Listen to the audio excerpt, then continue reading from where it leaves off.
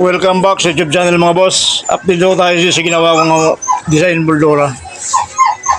Medyo napapasalamat ako unang-una sa Panginoon. Nakita paano na unti-unti ko na yung bahay ko. At sa pangalawa, sanay namin sa kasal. Andin daw ako nagtrabaho.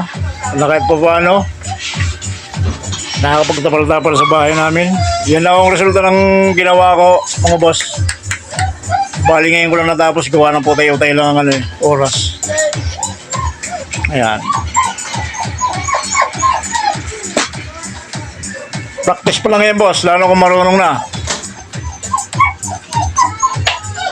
O, yan lang ang nagawa natin. Yan.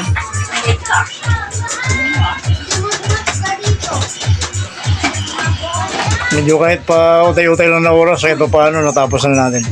Salamat sa Diyos talaga. Na kahit pa paano may biyaya dalang lumarating. Lagi lang tayo mananalangin sa Diyos.